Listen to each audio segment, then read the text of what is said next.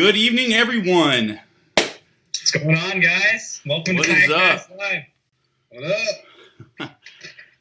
Welcome. My brother Jason Borofka here tonight. He's a pro bass angler. He's fishing with Wild West Bass Trail this year. So tell us a little bit about yourself, Jason. Yeah, man. I've been fishing for a long time. I mean, it's that's a little bit about myself. It's kind of a long story, but pretty much, I just grew up out here, California, and got into fishing when I was a teenager, and started fishing tournaments at a young age. And next thing I know, I'm 22, 21, going, man, I'm gonna do this. I'm gonna take it serious. And I've been around in the ups and downs of this whole fishing career. I've seen it all here and there, and I really feel right now that this is my, like, the peak of my time right now. We're doing big things. So yeah, I mean, man, there's a lot I can talk about, but you guys got questions or anything, let me know. Right. Yeah, what's going on, Wes? How you doing, man? I'm doing all right, man. I just got done starting a tackle reset over at work, and gonna be doing that for the next 3 days. So after we're done with this, I'm going right to work. Working from 10 to 6. It's gonna be a long night. Last night wasn't too bad, but this one's gonna be a little rougher. I can already tell. Those night shifts are crazy, man. They'll get to you. Yeah, well, that's what you work to right now, David, right? That's what I do. Night shifts, man, 6 to 6. But when I'm not working, or when I'm not fishing, I'm working at night too. I mean, I still got a day job. It's not, an everyday job. I've had the last 2.5 weeks off, so but I've just been fishing. But yeah, I work nights too, man. I hear you. Yeah, they're tough, but yeah, gotta do what you gotta do to get out there on the water. That's right. Right on. What was I gonna say? Oh, you said 2.5 weeks. So were you up Shasta pre-fishing the whole time, or you had some other things you were doing? Just out of curiosity. I was at the expo. Oh, that's right. I forget. ISE, huh? Yeah, ISE and just up there in the Ranger booth of CNC. Talking about boats, talking about fishing, just talking to everybody, and I literally lost my voice. I mean, the last day, my voice was like squeaking, like I just went through puberty, and I got home, man, and I lost my voice. It was crazy. And then after that, I just was packing up my gear and getting ready to go to Shasta, and Tara and I went up there, and man, it was awesome. I mean, Shasta's just unbelievable. I mean, the fishing is crazy. You catch so many fish. It's just insane. I mean, I don't know if you guys looked at the weights of the Wild West bass, but it was unbelievable. I mean, a good spotted bass is a 2-pounder, and people were catching 2-pounders like crazy. We just had a blast, and now I'm in that. What do you want to call it? You call it the post-tournament syndrome, where you come back from a tournament or just from fishing for so long, and all you want to do is fish. So.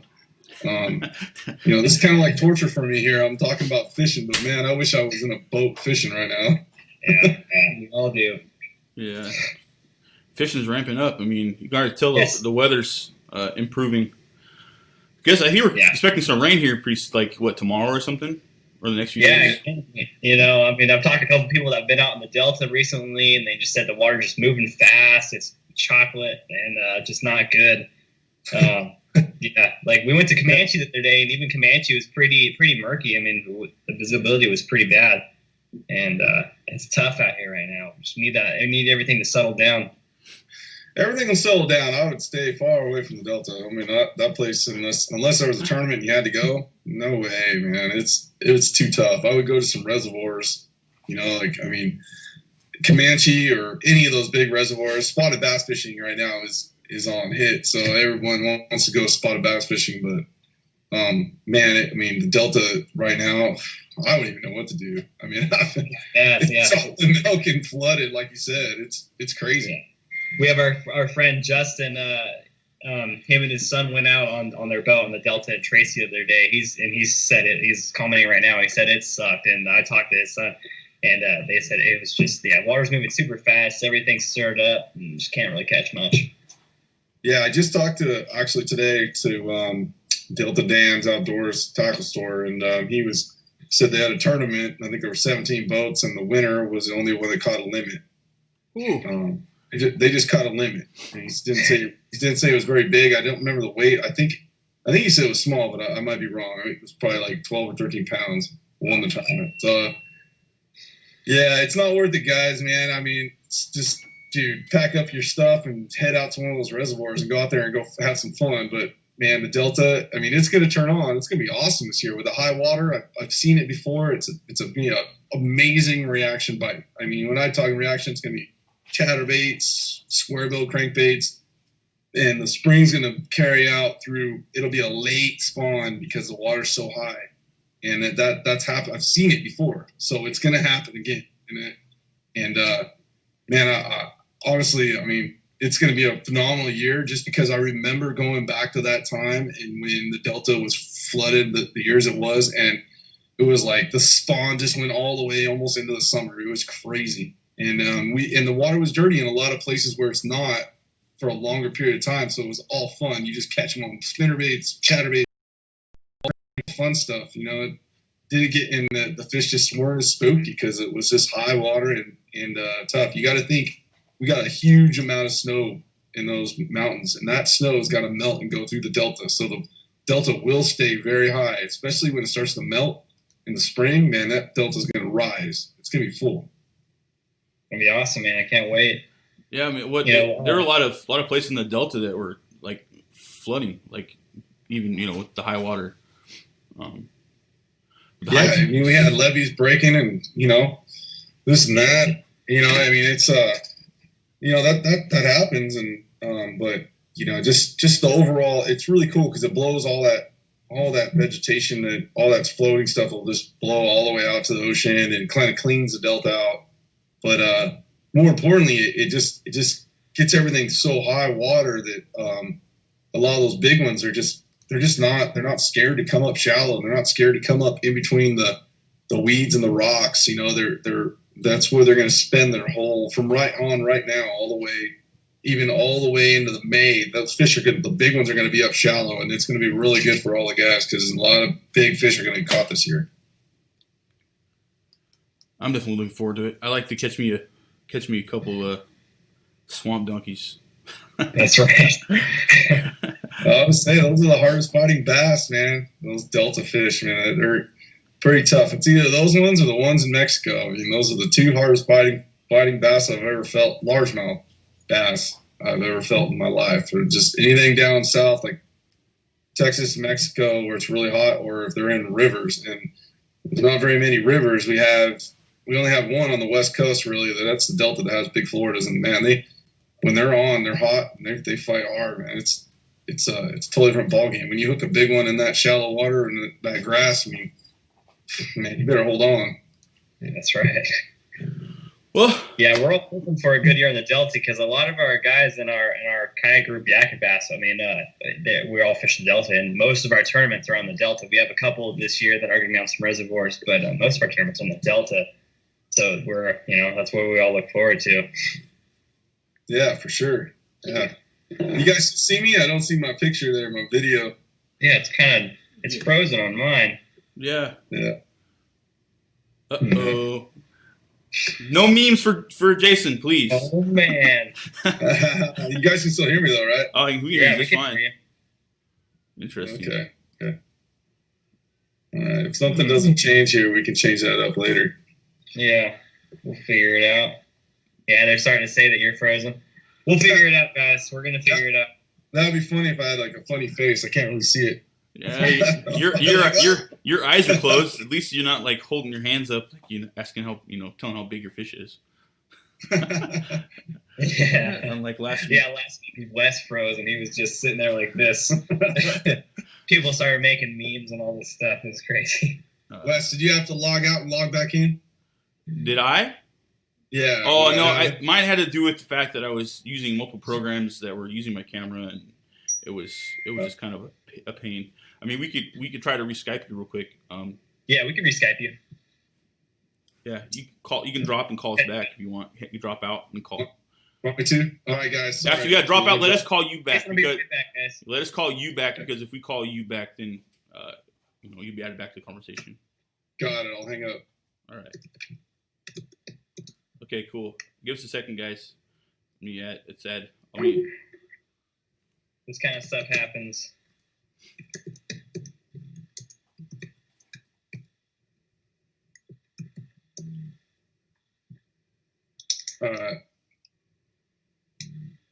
Should work. There we go. There. Cool. Right. All right, that's good. At least All right. it didn't So, take yeah. forever, right? Yeah, exactly.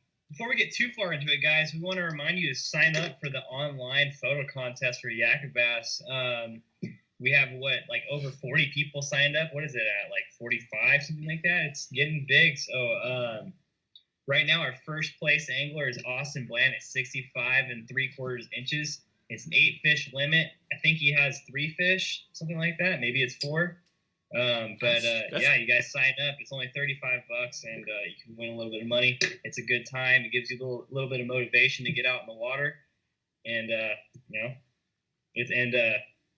why don't you explain the tournament, Wes? The over/under slot. Yeah. So any fish caught between I should have wrote them down, but you catch a fish in between the 2 links, it doesn't count. So you want over 19. I know it's over 19 3/4.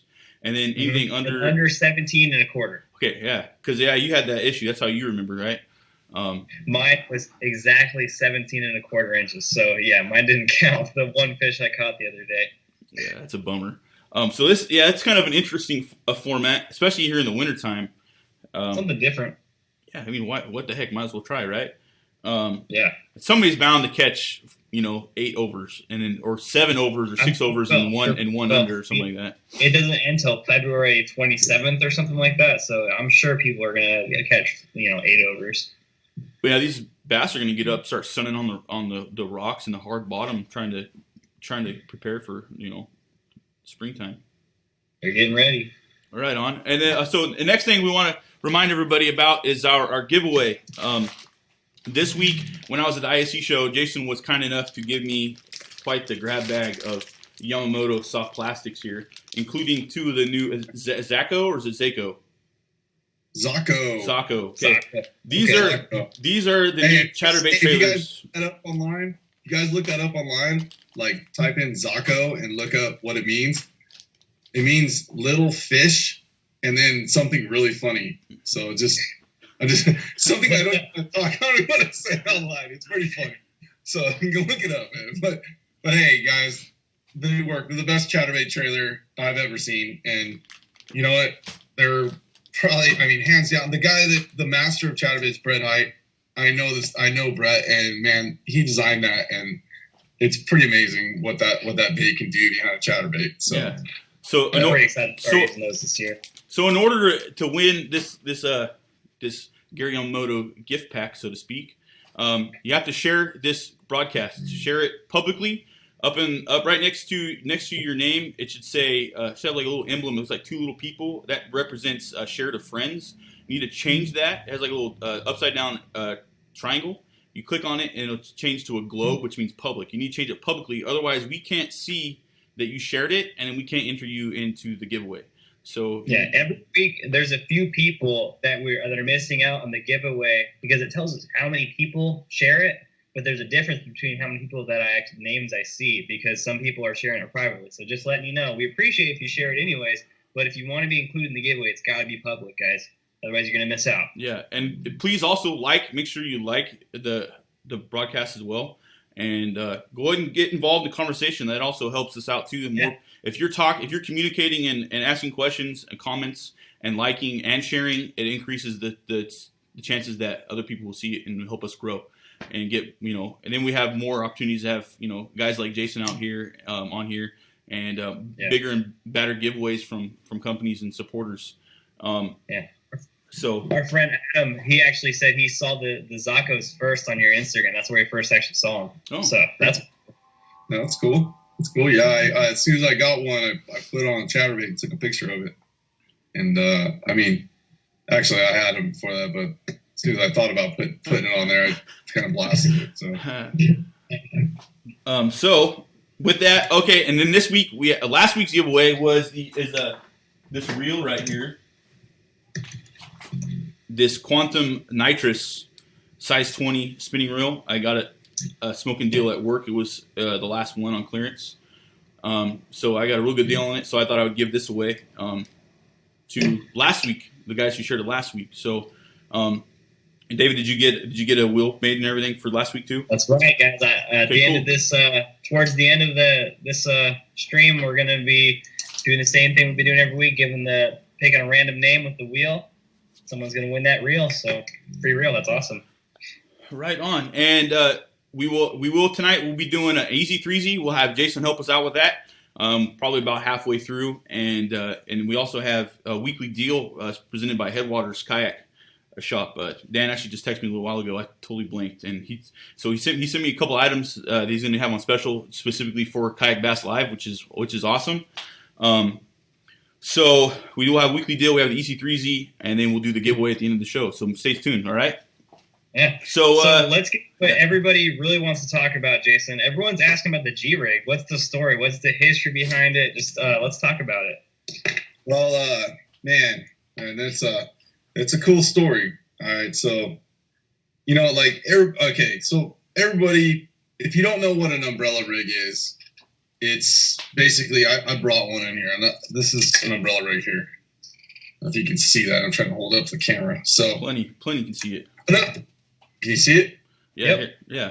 All right, so the umbrella rig, we've all seen it happen. It was on Bassmasters and all this, and Paul Elias crushed them in a tournament. This whole craze blew up. Man, honestly, when it first came out and it was out here, I was like the guy with a few of my friends, even Mike Tuck, and we were on this big bandwagon. Let's ban it.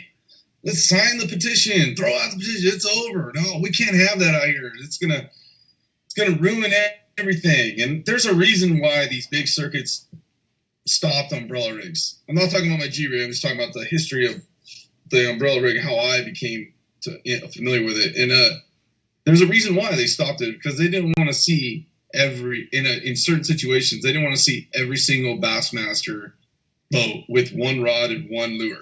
Or one lure. It just wouldn't be cool. It just was unfair, and I was like, no, let's ban it. It's bad. It's gonna mess up fish. And then, as things got going, I realized, okay, well, I gotta learn how to fish it. I gotta fish it, and something's gonna change on it. Like something has to be different than everyone else's rig. And as just like every other lure thing, the fish start to kind of be accustomed to it and adapt to. Right away we were throwing 65, 80 pound braid, giant coat hanger wires that would come off, and everyone was just catching them. And then the fish kind of it's just like everything, they get used to it. And so we had to come up with something new. And I'll never forget the day I went to my buddy Tom's house, and I was like, dude, we need to start making some rigs. We need to start making our own. Something's got to change. There's different things I want to do to these rigs that I was buying. I was buying the same rigs that everyone's using in the store, and I was chopping them up chopping them, cutting wires and adjusting size lengths and trying to make it where baits wouldn't get tangled. Maybe the fish would fight this one more than the center one. And in California, we're only allowed to have 3 hooks. So why would my teaser ones be just as long as the rest of them? Because that way a bass can bite something. They might bite one of the teasers, not one of the hooks. So I would cut the wires down and make them shorter, so that way the ones of the hooks would stick out. Well, we talked in the shed, and we started to come up with an idea. Let's build this. So they were kind of funny looking, but they worked. And then I had to go to Lake Havasu, which was Arizona, and they only allowed 2 hooks. So that was the start of the G-Rig, because I was like, man, we got to make one. I want this one, Tom. And I told him exactly. It drew it out how I wanted it. And I wanted 3 short little teasers and 2 that hung out farther. And I wanted the center teaser wire smaller so the bait was inside. And I just had this idea in my head, and I told it to him, and he built the rig. I ended up taking that rig to the Delta and just throwing it around and practicing with it, and it was unbelievable. It was deadly. Like couldn't believe it. I felt like I had like a magic bait at Delta. I only had 2 hooks on that thing, and I was flipping it around, casting the toolies, killing them. It was just, they were slaughtering it, and I was like, man, this is awesome, Tom. You know, and it's nothing like the one we have now, but it was something special. And I ended up having to make me about 5 of them, and I took them down to Lake Havasu and in an FLW tournament, and I went out in that tournament, and we had this light wire. Everything was so awesome on this bait, and it looked different than every other rig. And I ended up finishing second in the tournament, and on it, and it was crazy. It was like I could go behind everybody. And I remember getting off, and I just said, "Hey," I called it the G rig because my buddy's name in high school was G Funk. So I was like, yeah, it was Tom G Funk, you know, and I called it, it's G rig. So when I went on stage, I remember his name in high school was G Funk. Oh, I'm sorry. Yeah. Hold on. So I was like, whoa, Wes. Yeah, Whoa, it was Tom whoa, G whoa, Funk, you know, and I called it, it's My G bad, rig. my So bad. when I went on stage, I remember his name in high school was G Funk. Come on, kill it. There it goes. That's my bad.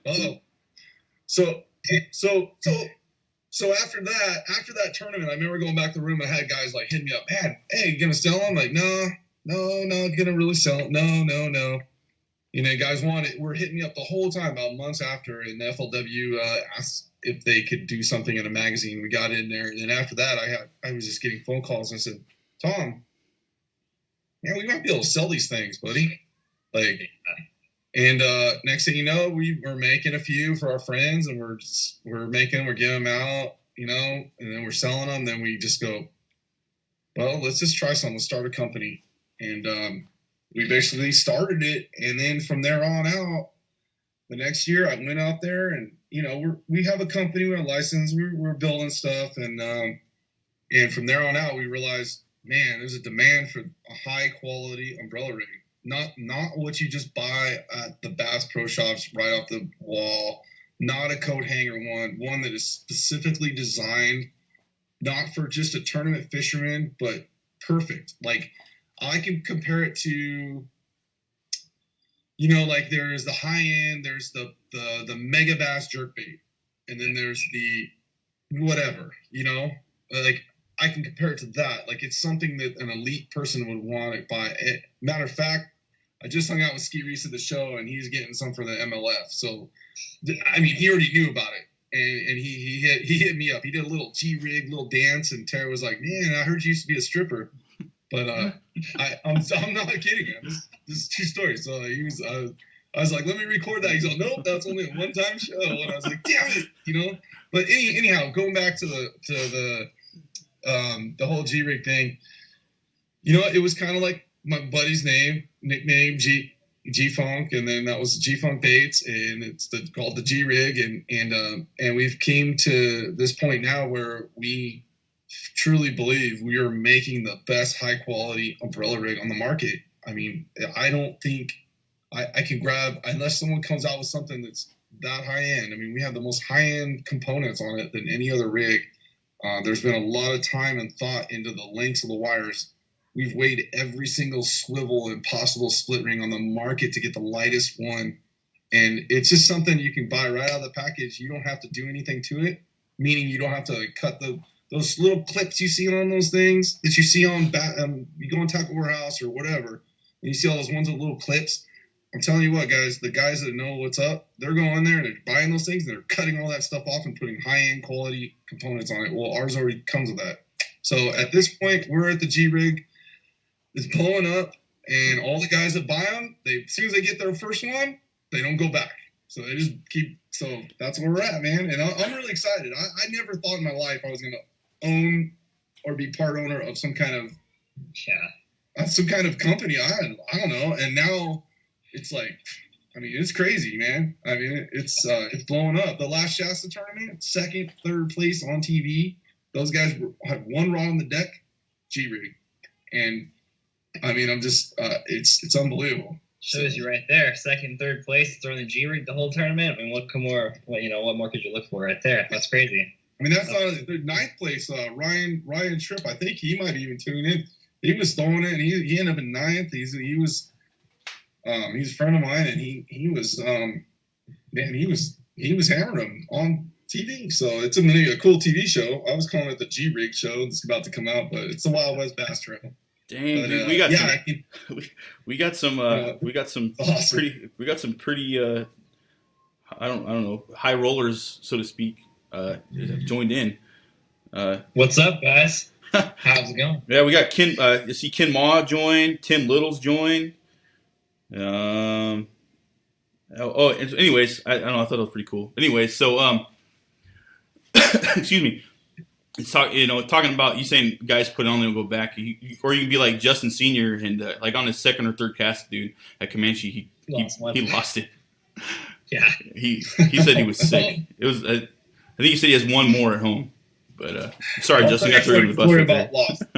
Honestly, the first one that I lost, guys, I was in the tournament at Havasu, right? The first one, I lost it on the first day, and I didn't lose it from a fish. I didn't retie, and I was dragging one of the rocks, and I cast that thing out, and it broke off, and I could see it down there like 12 feet of water. Now, the water's like 54, 52, I don't know. It's freezing. It's cold for Havasu.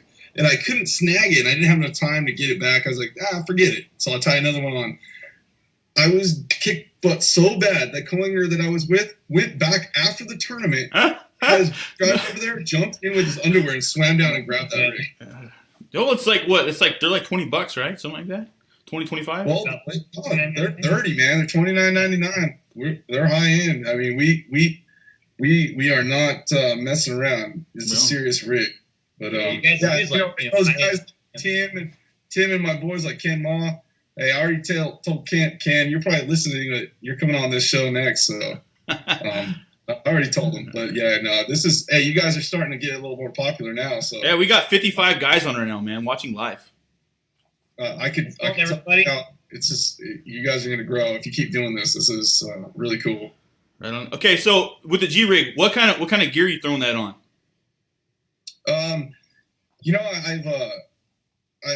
I've came to kind of just it's a lighter swim bait rod. I throw a Dobbins 795, and the funny thing is I'm actually liking the lower end of the Dobbins rod, the Fury. It's about one. I actually brought one in here. First off, Tara had this, and then I took it from her, and then she's pissed, so I have to But I had this one right here. This is one she was using at the tournament. So this is a 795. I don't know if you guys can even see that on there. Yeah, we can see it. We can see it. You can? Okay. 795. This is one of the rigs was on there.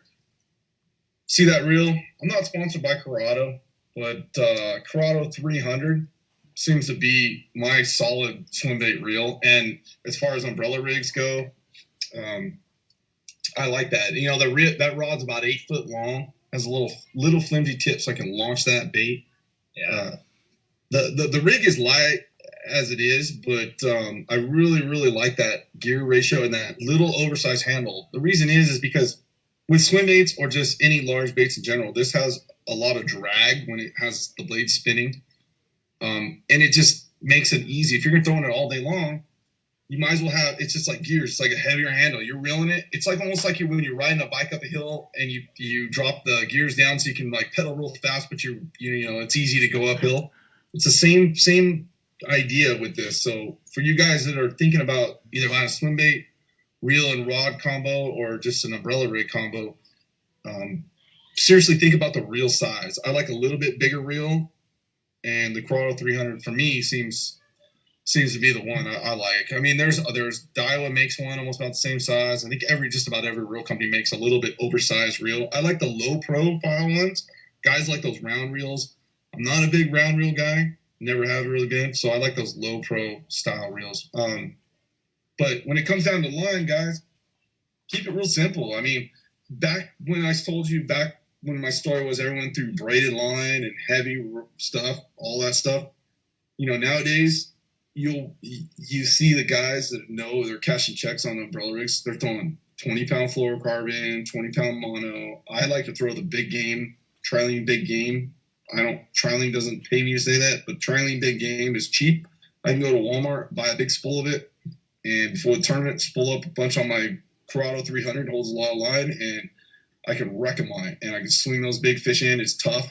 It's durable. It's mono, and I have a big hook set, and I really like the horse to fish. So I think what that does, it helps me create a big bungee that when I get that bite and that strike, I don't just rip that thing out of their mouth. So I really like that setup, man. I will use braid, and trust me, I will use braid on the Delta, especially when I'm fishing it weedless, which is one of the things I kind of like told some people about at the expo. Was I have a rig here. I'll show you. This is like my Delta rig, but I will throw a 65-pound braid. Is this the juice? And, yeah, this is the juice. This is the juice. So on the Delta, obviously, we're fishing really shallow water in vegetation. So it can be clear lake, it can be any other lake, or where there's tulies or heavy cover, you're fishing in heavy cover, or dirty water in general. But I'll fish braided line just because it just kind of blends in with the background. But if you guys can see that hook right there, that's a little belly weighted hook on that. So what that does, once I got that whole rig and it's all weedless, I'm able to pitch that in wherever I want. Wherever. I can pitch it right in the tulies and reel it through the tulies. And 9 times out of 10, it's going to bump through all the tulies.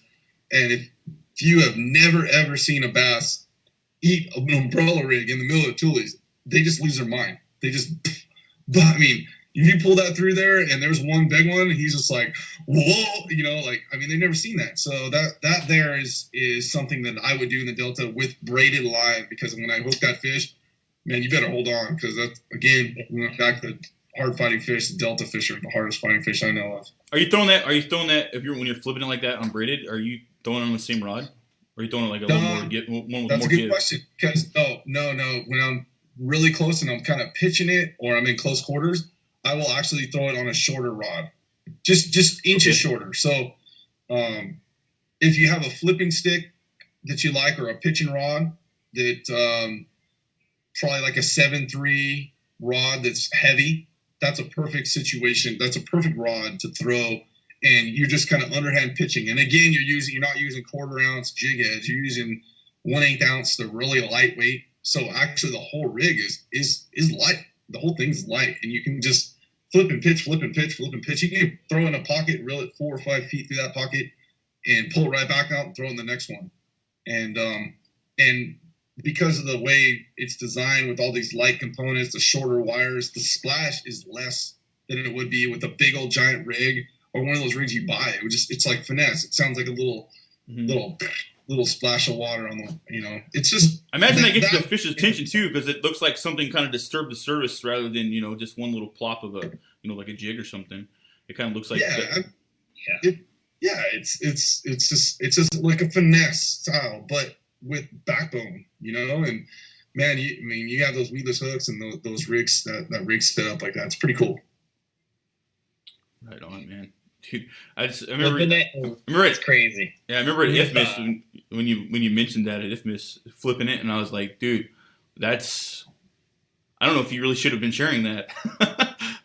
It's okay. It's okay. It is what it is, and that's what the sport's all about. It's about sharing information and growing it and teaching people. So, if I don't go do this or do that and grow the sport, that's what it's all about. I'm here. I'm still gonna go in the tournament, and if there's guys got to compete with me, they still got to compete with me. Sure. I've already got that part dialed. They have to figure it out. So I'm not worried about that. I'm pretty sure the guys that I'm competing against, most of the guys that I would have to worry about already know that. So it's just something for the guys that are out there in kayak, and you guys are out there in those kayaks, and you don't get to cover a lot of water. Well, then there's something else you can do in a situation, and it's a pretty cool deal, man. Right on, man. We gotta throw out a reminder to share the stream here. Make sure you like it and share it. Try to comment. Let us know you're part of the conversation. We appreciate it. You guys got any questions for Jason? Let us know. The more comments we get, the more shares. Every interaction with the post helps us. So if you guys have any questions, just let us know.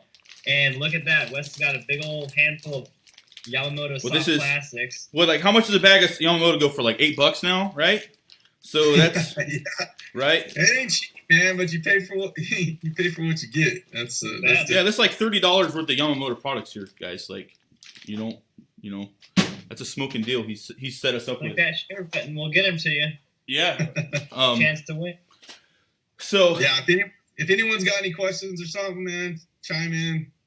Let me know. I'm here for a while, so. Let me see. Okay, well, you know what? Here, let's go ahead and let's do Dan's weekly deal from Headwaters Kayak Shop. He sent me a couple deals for you guys. Yeah, and these are things he specifically sent me for Kayak Bass Live. So when you go in, make sure you mention Kayak Bass Live and let them know you're in there, and let them know you're supporting the shop. All right.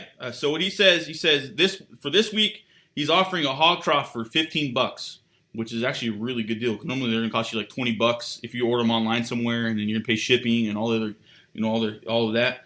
He's also offering a feel-free crate bag. It's normally $199, special price of $149. So that's 25% off. That's actually a really good deal. My phone changed aspects. It turned sideways on me. What's going on here? If you guys are planning on fishing any tournaments this year, any in-person tournaments, any online photo contests with us on the kayak, you have to have that hog trough, so that's a good deal. You might as well go in and get one. Yeah, so it's actually even a good idea to even have a second one, because a lot of times guys will break them because they're made out of cheap plastic. I mean, they're not the most durable things. A lot of guys will, they'll add the foam so that way they float, but if for whatever reason you forget and it sinks, then you're going to need another one. If you add the foam, or you add some really thin, you add some wooden dowels in the backside, because it has, I don't know. For those of you guys who are watching are bass boat guys, this is what we use as a hog trough. This is what I was talking about, right? So we use this to take our pictures. So they fill the backside. It's got these little slots in here. We fill them with foam insulation, or they add like a wooden dowel to help them float, and it helps make them more durable. But yeah, this is a turning tag. It's what we use we use these in our photos, so that way it's got our name and a specific number specific to the individual, so that way we know that this was taken the day of the event and not like a week earlier. So there's that. Anyways, most of the guys aren't here, probably are all kayak guys, but just in case, a couple guys who don't know. But so we got that one. So we got the crate price. Feel free lure normally is $12.59. He's going to give us a deal for $10.99. That's a deal. Yeah, and 15% off of all Werner paddles. So that's even a good deal right there too.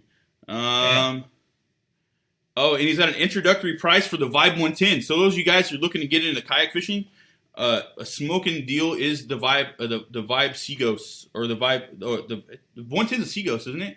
It's just a smaller version. Yeah. So it's got an elevated seat, which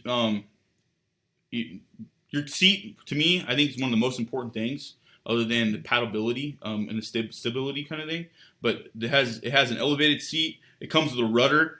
Some other features on it. I'm not 100% sure. I'm not a Vibe guy. I'm in a Hobie, but still, I know that's one of the kayaks that I recommend to people.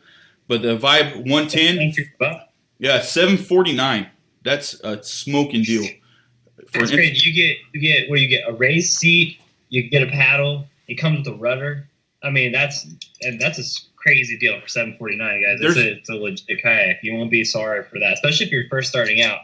There's not hardly a kayak company out there that's beating that entry level price for what Vibe's offering. You're gonna spend about $1,000 or more to get that kind of a kayak out of any other company. And Dan offering it at $749 is a smoking deal. You guys want to make sure you get on top of that. So with that, let's go ahead and move on. We have any more questions? Yeah, we do. So someone wants to know when you would throw a non-bladed rig. That's a good question. I've had some experiences with that non-bladed thing, and there is a time and a place for it. It's kind of one of these deals. Okay, let me just give you an example. I was an observer in just the most recent tournament with Nick Salvucci, which got second in the Wild West Bass Trail, and I was his observer. I mean, it wasn't planned. I just was down there, and it was just a sign-up deal. I went to volunteer to help out because I didn't make the cut. So I ended up riding with him, and it was cool because I was like, you got to be kidding me. You're using my rig. He, at this one point, he was like, man, I'm not getting the bites. It was like about 10 o'clock. He's not, they're just hitting the bait, but they're not hitting it. He's like, you making a non-bladed run, right? And I was like, yeah. I was like, that's too bad you don't have one right now. He's like, I'm about to cut these blades off.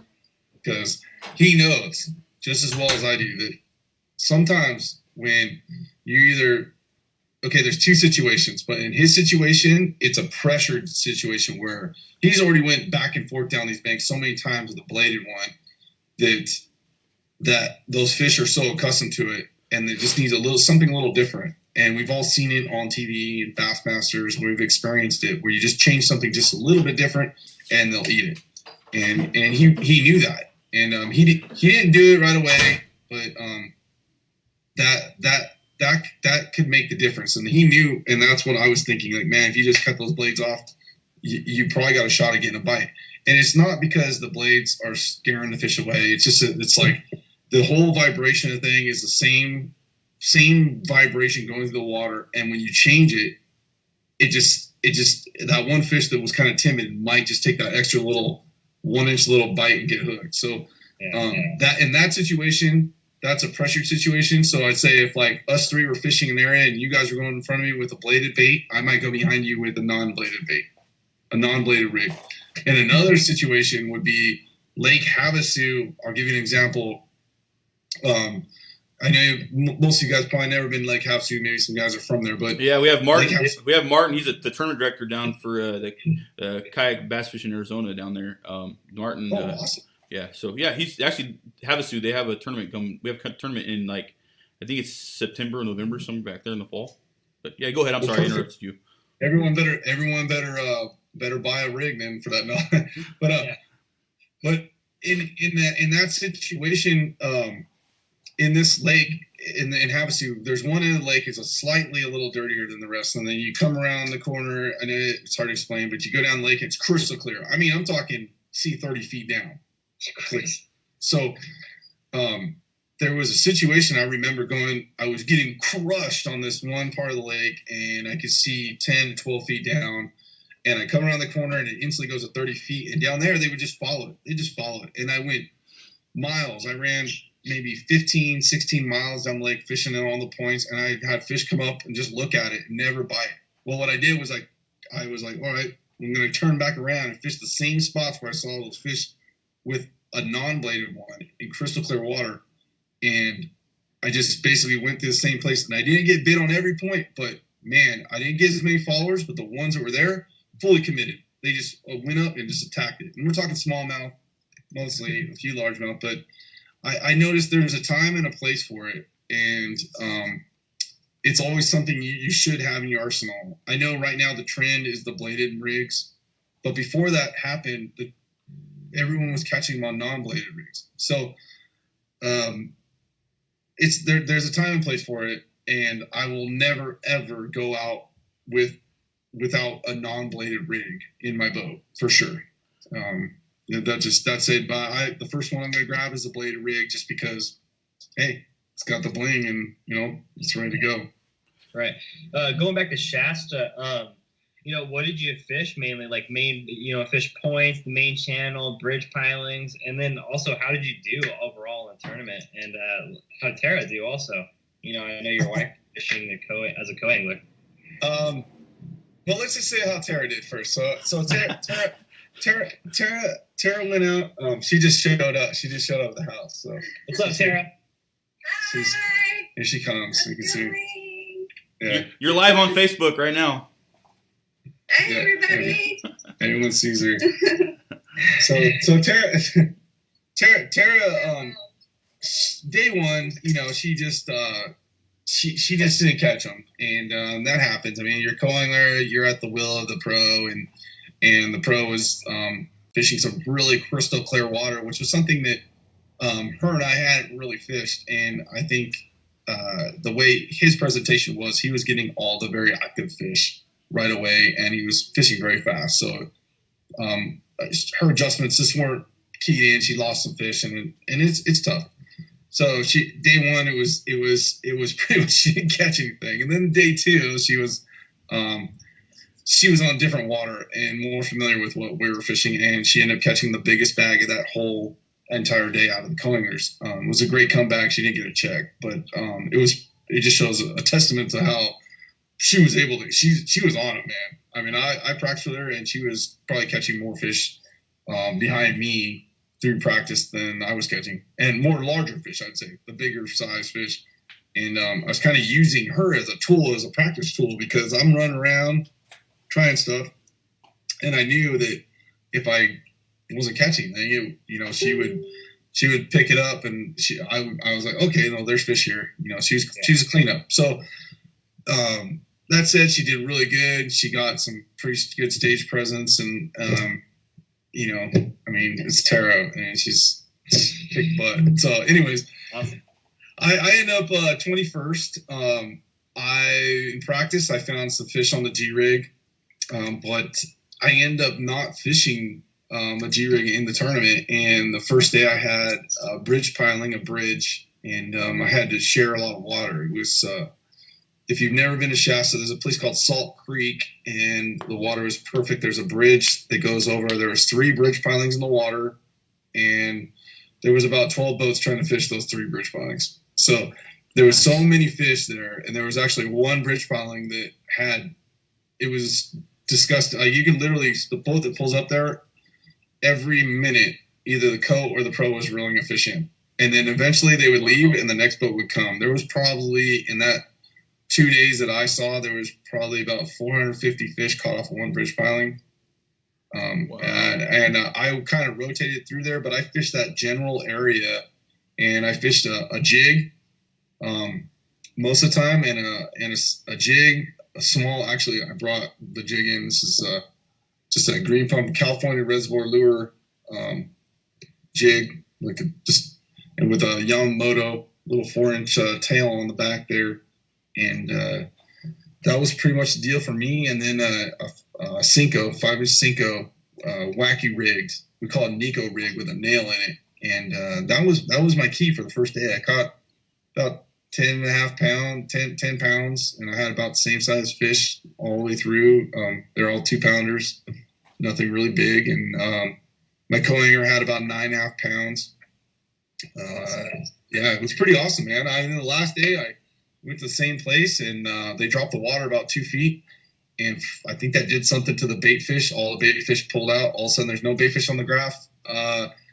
I had one decent fish and 2 little tiny ones that were like 13 inches, and I said, okay, this is my sign just to go big, because if I just sit here and catch 8 or 9 pounds, I'm not getting a check. So I remember being and seeing that bridge piling. Greg Gutierrez, I don't know if you guys know who he is. Yeah. But Greg Gutierrez was sitting right on that bridge piling, and he's like, Jay, he's all, come on over, man. I was like, he got a limit? I was like, no. And he's just catching one fish after another. And he's like, I got about 8 pounds, but I keep catching these same fish. And I was like, Greg, I'm not even going to waste my time catching those little dinkers, man. You can have them. And he's like, oh, come on. Oh, man, come on. Don't be like that. And I was like, all right, fine. I'll go over there. He's like, I'm leaving. It's all yours. You can catch your limit. I remember pulling up that piling, and he leaves, and I take 2 casts, and I don't get bit. I was like, we're out of here.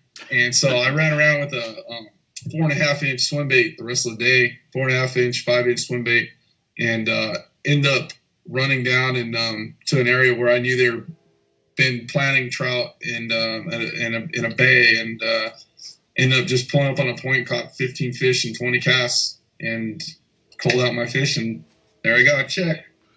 Awesome, man. Right on. That's it. The cool thing, Together. yeah, the cool thing about that event is the fact that water's risen so much and it's been so low. It's pretty much a new lake for everybody. Nobody's fished at like that level for, I don't know, a couple years now. So Yeah, it definitely was. It was a new lake for a lot of people. I think the guys that had history on the lake knew what to do, but the overall bite in general, the whole lake was amazing, and it's still going to be good. And Shasta is going to have a great year, and if it stays high, there's going to be a lot of really big fish get caught. And we've got the Shasta. Shasta big, like a big kayak event coming up at Shasta, put on by Headwaters Adventure, right? Yeah, Headwater Adventure. That's That's one of my supporters. Headwater Fish Company up in Redding, California. They're putting it on. And the guy who wins that will win entry into Hobie Worlds. I don't know if you follow Mike Iaconelli at all, Jason. I mean, did you see? A little bit, yeah. Yeah, I mean, he went to the Hobie Worlds and was there, and he was doing a lot of promo with that. But it's a really big deal to fish the Hobie Worlds. They get guys from literally all over the world: Australia, China, places in Europe, and it's just a big old event. And it's pretty. I think this one they did it down in I think it's Texas, but they did like a three fish. They did a 3-fish slam. It's like biggest flounder, redfish, and speckled trout. So the guys who caught catch one of each, and then it's the aggregate length between the three of them determines the winner. And it was like I think it was a 2-day event, but it's a really big deal in the kayak world. Are they going to do something like that at Shasta, where you catch a bunch of different species? No, it's a bass tournament. It's a bass open. It's a bass but open. the winner gets a chance to go to Hobie's World. Yeah, well, they have the option of either winning a Hobie Outback, which is like valued at like $2,100, or they basically get their expenses paid trip to the Hobie Worlds. And if they choose the kayak, the guy next down will actually win. Will actually be selected as the guy for the qualifier. Granted, I don't think he wins the expensive paid part of it, but he'll basically gets the slot if he wants to take it. They don't move on down from there. But you don't have to. Just so everybody knows, you don't have to own a Hobie to fish this. You can fish it out of. Yeah. You can fish it out of a sun dolphin. It doesn't matter. They just come out and participate. A sun dolphin. Yeah, sun dolphin. Yeah, sun dolphin. It's the cheap Walmart kayak. That's what it is. They're the kayaks that if it lasts you more than a year, you got lucky. Like a nitro Oh, I'm sorry, everybody. You got nitro. Sorry. Yeah. But yeah, you don't have to own a Hobie to participate. It's open to all kayaks. What else? Next week we have Brian on, and he's the director helped putting that on for that event. So we'll talk to him about that. So we got two basically back-to-back Shasta, heavy streams this week and next week. So another reminder. 3 Huh? Easy 3 Yeah. Well, first we got to remind everybody, share this live stream for us. It helps get us out there, it gets more people on and watching. The winner we'll do the drawing next week after we have see all the shares. Make sure you share it publicly. Next to your name, there's a little picture of like two little people. You got to click it and make it look like a globe. Look the world, and that means it's public. If you already have that, don't worry about it. Don't have to change it. But it needs to look like a globe next to the So we got woohoo, Gary Yamamoto. Cinco's and just share it and you could win. Yeah. Why not, right? Yeah, just gotta share it. We appreciate it if you do like it though. That helps us and try to be involved in the conversation. Go ahead and make comments and stuff too. That helps spread awareness as well. So there's that. Let's go ahead and do the easy 3Z. So in kayak tournaments, typically it's a 3-fish limit, unlike in a basketball tournament where there's 5. So what we are doing is the easy 3Z. The easy 3Z is what we want it to be is the three baits to catch the 3 easiest fish in a body of water right now, wherever that may be. Granted, most guys are hitting up Comanche, but it's pretty much all spotted related. So go ahead, Jason. You want to give us what would be your first choice? For the easy 3Z? For easy 3Z. Yeah. 3 easiest baits to catch the 3 easiest keeper fish to get you a limit. Cinco. All right. Drop shot.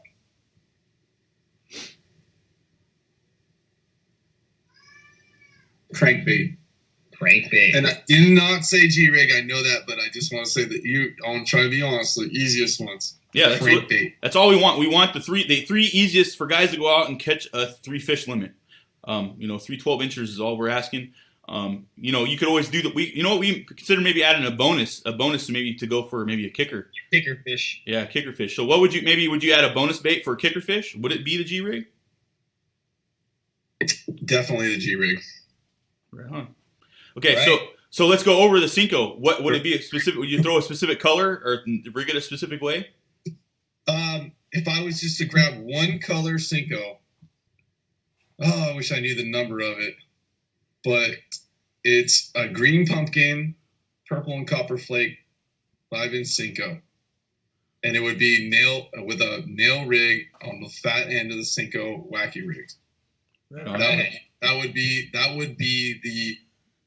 You can go to Comanche on the perfect little. You just look at the lake and the best looking thing, and throw that out there on 6-pound test and 8-pound test, and just fish it down deep, and you should be able to catch a keeper. Right on. Out of curiosity, What about drop shot?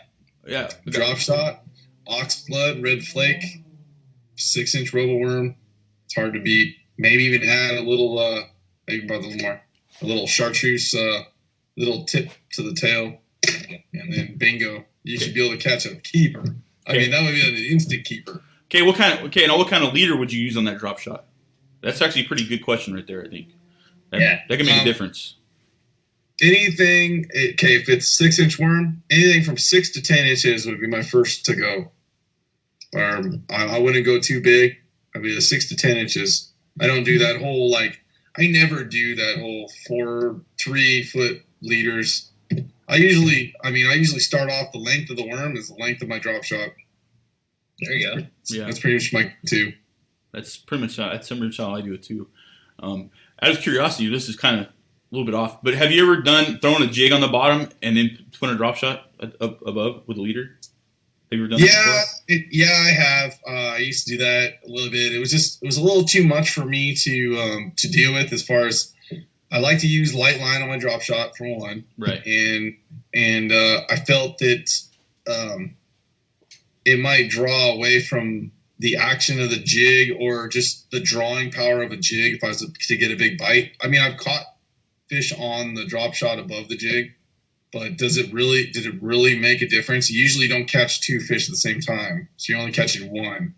I remember when guys were doing that, and I never really saw any kind of difference. I'd be either dragging a jig around or doing a drop shot, and they'd catch them. I mean, it's a great way if you're around schooling fish and figure out if they're biting a jig or a drop shot. But I like to drop shot with 6-pound test, and I can't throw a jig with 6-pound test. Yeah. So it's kind of yeah. Ryan Cook says 331 or 330 is your color for the Cinco. Just Is that what it is? Just putting that out there. I really should know. So they probably smell. Oh, Tara says it's 330. Yeah. She just can't. Thank She you, knows. Tara. The lady, the wife always knows best. 330. The other color, guys, that I would use would be a natural shad color. So it's called natural shad. I mean, there's either green pumpkin or it's natural shad. And electric shad is the other option as far as coloring shad colors. But then again, guys, you can rig them with a nail in there. You can rig them wacky rig without a nail and make it weightless. It's up to you. I think right now I would put a nail in it, and come about the end of next month, March, I'd be throwing weightless Cincos. It just seems to be, as the water warms up, those fish are a little shallower, and the presentation is a little more just perfect if it's just wacky rigged and weedless. But I'm sorry, wacky rigged and just horizontal going down the cliffs and all that. But there you go, guys. There's your easy. No, we're not done yet. We got 2 of them. He just said crankbait. Now we got to be a little more specific on the crankbait. Give us the juice on the crankbait. Okay, so there's a million crankbaits out there. Use whatever you want, but there's 2 crankbaits that I would go with. It's either going to be a shallow square bill crankbait, or it's going to be a medium diver of whatever kind of crankbait you want to use. But for square bill, River to Sea Biggie Papa crankbait has some really cool colors. If you're in those spotted bass lakes, I would go with like a ghost minnow or the more like a chartreuse shad color. And then getting those medium type crankbaits, any kind of crawdad color. And don't get into that reddish black crawdad color. Go more like lean towards like a brownish kind of more natural color. Something that really looks natural in the wintertime. And if the water's muddy, then go with like a brighter color. that's kind of the trend. So if it's crystal clear water and you want to use a shad pattern, go with a ghost minnow color, or go with like a more of a brownish, just a subtle green pumpkin looking crawdad crankbait on a medium diver. And then if it's dirtier water, go with the more red or the more dark white colors. But don't get too complicated in the colors, guys. Just stay basic. Yeah. Ghost minnow, white, crawdad. If it's wintertime and they're up shallow and they see something go by, they are only there to eat if it's wintertime. If they're on the bank and they're there to eat and the water's in the low 50s, 52, there's only one reason they're there, and that's because they're feeding. So if you're around them, you don't have to worry about it. They're going to crush it. So keep it simple. And also with those, I keep it simple with anything, green pumpkin, black and blue, shad. You don't have to get crazy with all these colors and worms and all this fancy stuff. That's if there was one tip and I tried to tell everybody, it was crazy. I took so much stuff out of my boat and I just realized I try to stay real basic colors. There is a time and place for specific things, but you have to let that evolve in the moment. But I don't know. That makes sense. That's what I'm like. No, it makes plenty of sense. Because I mean, like somebody like Bub, like all he does is punch. That's all he carries in his boat when it's punching time. Like simple, and he probably only throws like 2 or 3 colors, anyways. Too. I know that's when I tell people. Exactly. He'll just punch, and then one day he's at Clear Lake and he's in a corner of the Clear Lake, and all there is some type of exactly sized bluegill, and he has to match that hatch. Well, he knows he might have a couple in the boat, but he knows when the tournament comes around, he's going to go back with that exact same punch-looking bait, and he's going to catch that extra couple fish. No matter what happens, he's going to be dialed in, and those are those really situations that us as bass fishermen, I don't know. You let it, like when I say let it evolve, like let that happen, but stick to the basics first. Let the other colors evolve. Uh-oh. Something happened.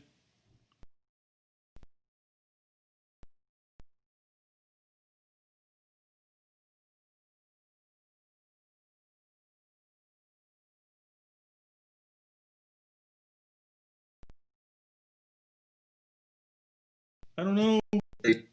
Something happened. Hold on.